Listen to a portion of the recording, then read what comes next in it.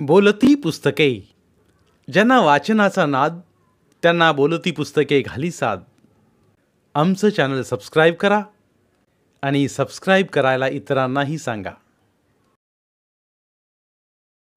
नमस्कार श्रोते मित्र हो, बोलती पुस्तके सादर करीत आहे लेखक प्राध्यापक डॉक्टर आनंद भोसले लिखित कादंबरी निमिष, प्रकरण 3. मनोगत आबा पाटील.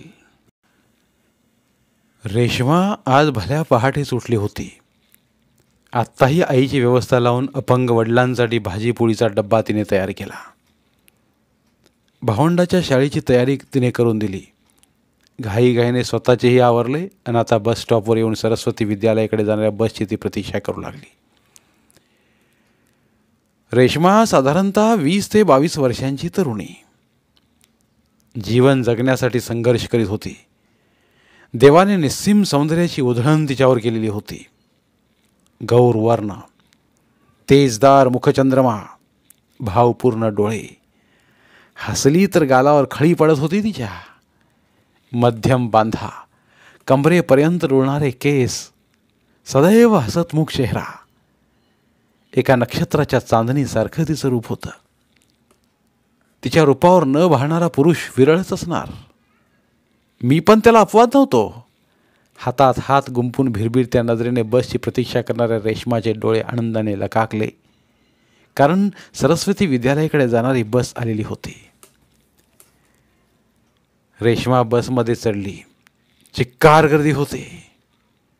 बसमध्ये रेश्मा कशीबशी उभी राहिली.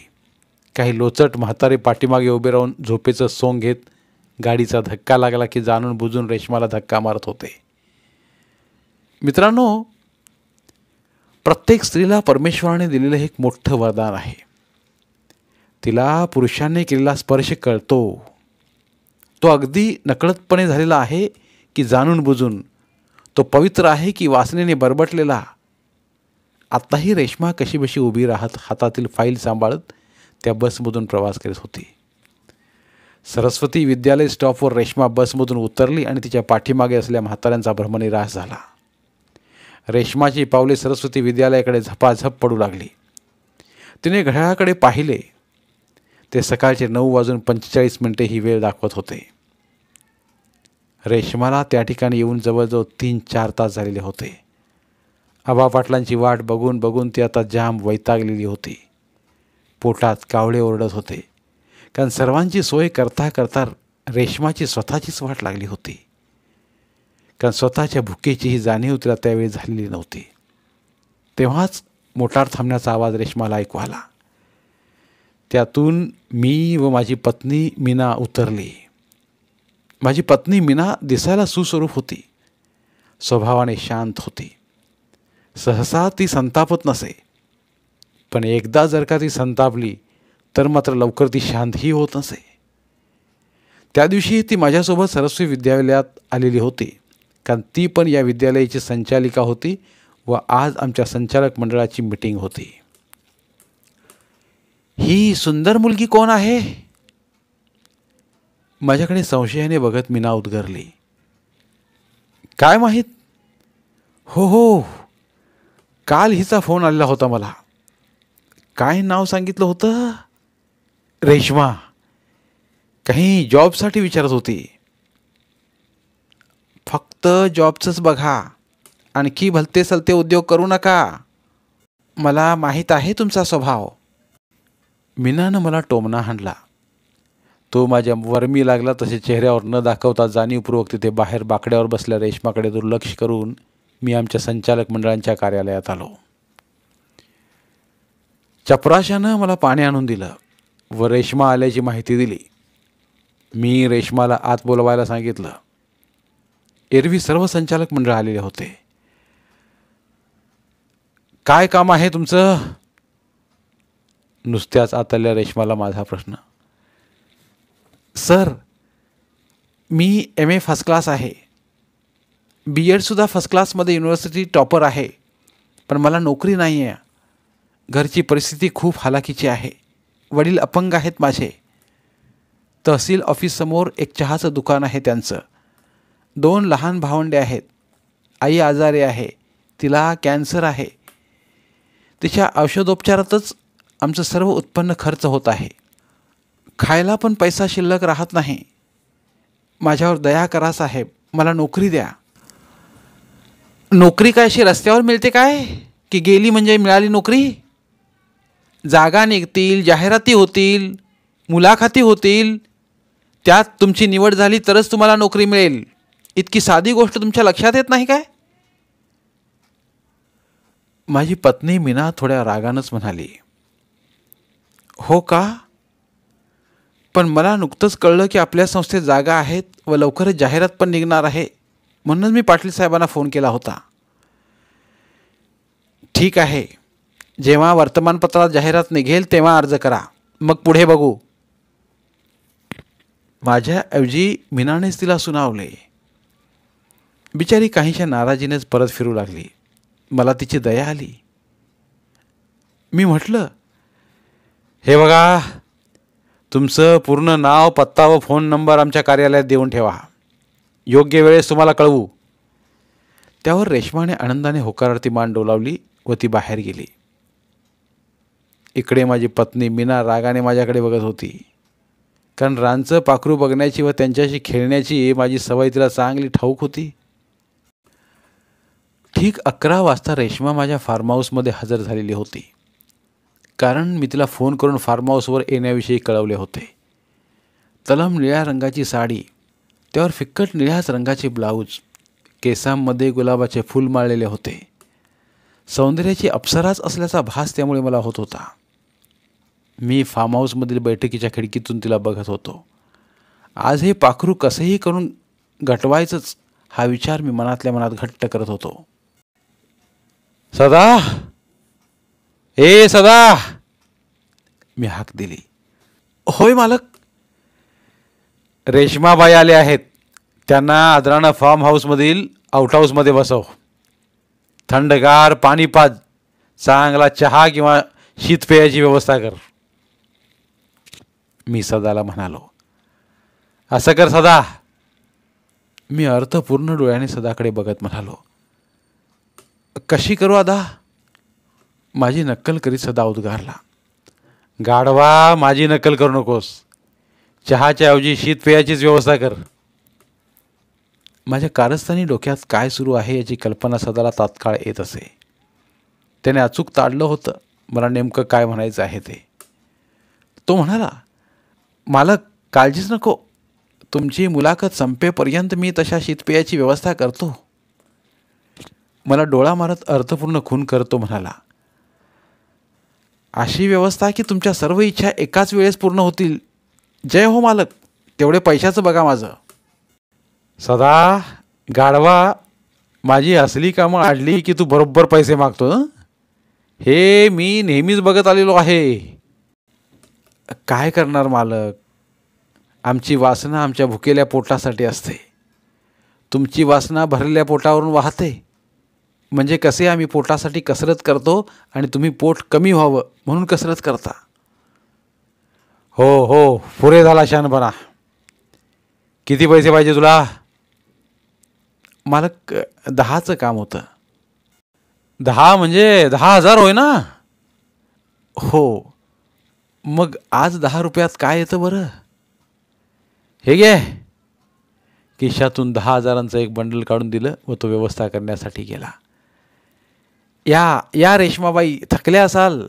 फार्म हाऊसपर्यंत सायकलने येता ना? नाही साहेब, मला सवय आहे. तसं नाही हो, तुमच्यासारख्या सुंदर तरुणीला असा त्रास झालेला मला पाहवत नाही हो. मी तिच्या आकर्षक उभाराकडे पाहून म्हणालो व ती उभारावरचा पदर सावरत म्हणाली, सर, तुम्हीच फोन करून मला कळवलं होतं ना? सदाचा फोन आला होता इंटरव्ह्यूसाठी. हो हो, मीच सांगितलं होतं त्याला. मुलाखतीसाठी मी एकटीच आहे काय? येथे दुसरे कोणीच दिसत नाही आहे. नाही, कारण जागा एकच आहे व मी ठरवून टाकले नियुक्ती तुमचीच करायची. फक्त एकदा तुमचं काही प्रमाणपत्र पाहणं गरजेचं होतं, म्हणून मी तुम्हाला बोलावलं आहे.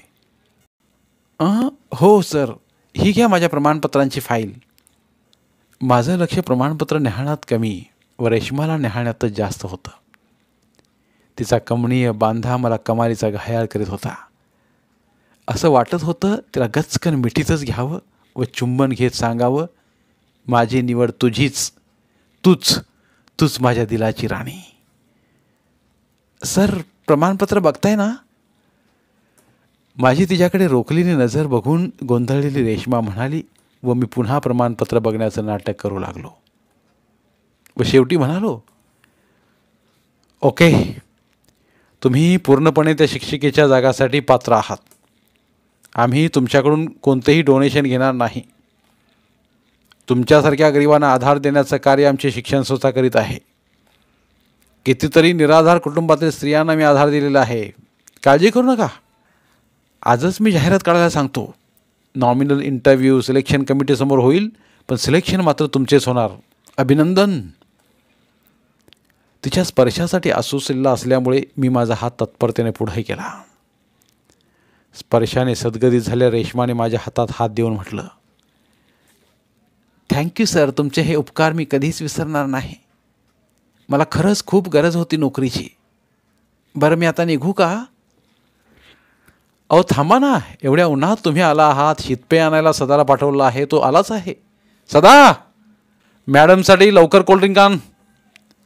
काही क्षणात सदा आला. 2 ग्लास घेऊन व म्हणाला, वय मालक, खूप लांब जावं लागलं आणण्यासाठी. रेश्माने अत्यानंदाने सदाकडे पाहिले. त्याने प्रथम मला शीतपेय दिले व नंतर रेश्माला व माझ्याकडे अर्थपूर्ण नजरेने बघत व शीळ वाजवत तिथून तो निघून गेला. रेश्मा शीतपेय चाखू लागली. उन्हाळ्यात थंडगार शीतपेयाची चव तिला अमृतासारखी वाटू लागली व तिला वाटू लागलं की आपण खोल खोल पाण्यात बुडत चाललेलो आहोत. बुडत आहेत. बुडतो आहे याचा तळ कुठे जाणवत नाही आहे. अंगावर मनमोहक हुरहुर दाटून आलेली आहे. अंगावर मखमली मोरपिसांचा स्पर्श होत आहे. अद्वितीय सुखाच्या स्वर्गात रेश्मा न्हाऊन निघत आहे असं तिला वाटत होतं. मग तिला कसलेही भान नव्हते व कसलीही जाण तिला त्या ठिकाणी राहिलेली नव्हती. फार्म हाऊसपासून जवळ थोड्या अंतरावर जंगल होतं. तिथं काही शिकारी सशांची शिकार करण्यासाठी त्यांच्या मागे धावत होते. शिकाऱ्यांनी चारूबाजूंनी गराडा घातल्यामुळे सशाचा नाईलाज झालेला होता व गरीब बिचाऱ्या सशावर शिकारी तुटून पडलेले होते. दुपारचे रूपांतर सायंकाळमध्ये व सायंकाळचे रूपांतर काळ्या कुट्ट रात्रीमध्ये कधी झाले हे त्या सशांनाही उमगलं नाही. तसंच ते रेश्मालाही समजलं नाही. आज भल्या पहाटे फोन खणखणला. त्रस्त मुद्रेने मी तो उचलला. पहाटेचे 5 वाजलेले होते. कालच सदाला दिल्लीला पाठवले होते, दिल्लीची खबरबात घेण्यासाठी. कारण कोणत्याही परिस्थितीत पक्षाची उमेदवारी या विधानसभेत मलाच मिळवायची होती. माझा कट्टर प्रतिस्पर्धी गणपत मोहिते होता. तोही बऱ्याच दिवसांपासून दिल्लीत ठाण मांडून बसला होता. त्याला बेसावध ठेवण्यासाठी मी स्वतः न जाता सदाला दिल्लीला पाठवलं होतं. काय झालं सदा, इतक्या सकाळी फोन केलास? होय मालक, बातच तशी महत्त्वाची आहे. तुम्हाला लवकरच कपटी कारस्थानी गणपत मोहितेच्या विरुद्ध काहीतरी मोठं कांड करावं लागणार, नाहीतर त्यांचं निवडणुकीचं तिकीट पक्का समजा. काय म्हणतोस? होय मालक, अत्यंत विश्वसनीय सूत्राच्या आधाराने सांगतोय म्या. हा गणपत्या लय करामती आहे. त्यानं पक्षश्रेष्ठींना असं पटवलं आहे की उमेदवाराची माल त्याच्याच गळ्यात पडणार बघा. हे मी होऊ देणार नाही, मी निश्चयानं म्हणालो. मग मालक, आबा पाटील म्हणजे काय कमी माणूस आहे का? जेथे 100 लोकांची डोके थांबतात तिथून आबा पाटलाचं डोकं काम करायला सुरुवात करतं. होय ना? होय. थांब सदा, तू तिथेच थांब. आजच बघ हा आबा गणपतच्या मागं कसा पोलीस, पत्रकार व कोर्ट लावतो ते. हे बघ सदा, तू तिथून आता ताबडतोब निघ. उद्या सकाळपर्यंत मला तू येथे श्रीरामपुरात पाहिजेत. आपल्याला त्या हरामखोर नतद्रष्ट गणपतची कुंडली काढायची आहे. मालक, मी काही ब्राह्मण नाही, मला कुंडीतलं काही कळत नाही. अरे गाढवा, त्या गणपत्याचं पण भरपूर उद्योग आहेत. साखर कारखाना, महाविद्यालय, कुठं ना कुठं काही ना काही आपल्याला घ्यावलंच ना. ये तू लवकर. मी फोन ठेवला, सिगारेट पेटवली, तिचे वर्तुळाकार झुरके घेत बेडरूममध्ये चक्रा मारू लागलो. माझ्या दिवाणखान्यात आता माझ्यासमोर इन्स्पेक्टर अरविंद धोपे, पत्रकार विनायक महाशब्दे, ॲडव्होकेट खुलताबादे बसलेले होते. त्यांच्याकडे बघून मी गंभीरपणे म्हणालो, हे बघा इन्स्पेक्टर अरविंदराव धोपे, पत्रकार विनायक महाशब्दे, ॲडव्होकेट खुलताबादे, तुम्हाला सर्वांना वेळोवेळी मी दक्षिणा अर्पण करीत असतो. कशासाठी? ॲडव्होकेट खुलताबादे म्हणाला, अहो साहेब, कांड म्हणजे कामे आपण करायची आणि ती कायद्यात आम्ही बसवायची आणि तुम्हाला फायद्यात आणण्यासाठीच आम्ही कामं करायची. ही करीत दात विस्कत खुलताबादेनं आपलं वाक्य पूर्ण केलं. साहेब, तुम्ही फक्त एक इशारा करा, कुणाला कुठे व कशी अटक करावायची आहे व कोणत्या गुन्ह्यात त्याला अडकवायचे आहे ते सर्व आम्ही बघून घेऊ. तुम्हाला चिंताच नको. हा अरविंद इन्स्पेक्टर झाला आहे तो तुमच्याच कृपेनं. स्वामी निष्ठेच्या भावनेनं इन्स्पेक्टर अरविंद धोपे बोलत होते. कुणाची बित्तम बातमी काढायची हे फक्त तुम्ही सांगा साहेब. त्याची पूर्ण कुंडलीच काढतो साहेब आणि तुमच्यासमोर मांडतो, अगदी सगळ्या ग्रहांसकट, बुध, गुरु, शुक्र व शनी सकट. थांबा विनायक महाशब्दे, गणपतराव मोहितेच्या कुंडलीत कोणते ग्रह आहेत ते तर मला माहीत नाही, पण मी मात्र शनीच्या रूपात त्याच्या कुंडलीत आहे यात शंका नाही. मी म्हणालो, महाशब्दे, तुम्ही त्याच्या संस्थेच्या सर्व आस्थापनेची चौकशी करा, जरा बारकाईनं करा. मग तो साखर कारखाना असो की शाळा महाविद्यालय असो, प्रत्येक ठिकाणी त्या गणपतीने काही ना काही घोळ, काही ना काही पाप केलेलंच असणार आणि त्या पापाचा शोध घेऊन त्याचा बोभाटा करायची हीच वेळ आहे. समजले काय? आणि हे काम करण्यासाठी तुमच्याकडे फक्त 12 तासांचा अवधी आहे. मी माझे विचार मांडले. होय, मग काय? विनायकराव महाशब्देनी गणपतरावांच्या भ्रष्टाचाराला शोध लावल्यानंतर मी स्वतःच उभा राहतो व त्याला बेड्या घालून आत टाकतो. इति अरविंद धोपे. मग माझी ठळक बातमी तयारच. शिक्षण सम्राट माननीय गणपतरावजी मोहिते यांचं अमुक अमुक जागी मोठ्या प्रमाणात भ्रष्टाचार. अशा या बेईमान प्रवृत्तीला पक्षाने निवडणुकीचे तिकीट देणे म्हणजे त्या पक्षाने स्वतःच्याच पायावर कुऱ्हाड मारून घेण्यासारखे होईल असेच वाटते आहे. मोठमोठ्याने हसत विनायकराव उद्गारला. वाह वाह विनायकराव, तुम्ही खरोखरच माझ्या दरबारातील 3 रत्न आहात. रत्न. मी म्हणालो, होय साहेब, जोपर्यंत हे 3 रत्न आपल्या दरबारात आहेत तोपर्यंत आपल्या श्रीरामपुरातील अस्तित्वाला कोणीही धक्का पोचू शकत नाही. जा तर मग लवकर लागा कामाला. मी सर्वांना आशीर्वाद दिला व चहा नाश्त्याचा आशीर्वाद घेऊन ती सर्व मंडळी केली. माझे लक्ष खिडकीतून माझ्या घरासमोरील रस्त्याकडे गेलं. तिथे नुकताच डोंबाऱ्यांचा खेळ सुरू झाला होता. डोंबाऱ्याच्या ढोलकीच्या तालावर त्याची पोरगी तारेवर उभं राहून कसरत करत चालत होती. प्रेक्षक मंत्रमुग्ध होऊन ते बघत होते, टाळ्या पेटत होते व माझ्या चेहऱ्यावर एक विलक्षण कारस्थानाचे हास्य विलसत होते. धन्यवाद. उर्वरित कादंबरी पुढील भागात. धन्यवाद. बोलती पुस्तके श्रोते मित्रांसाठी मराठी साहित्याचा खजिना फक्त 59 रुपयात. फक्त 59 रुपये माफक फी भरून आमच्या साहित्यरत्न या चॅनलचे सभासद व्हा व भरपूर मराठी ऑडिओ बुक्सचा आस्वाद घ्या.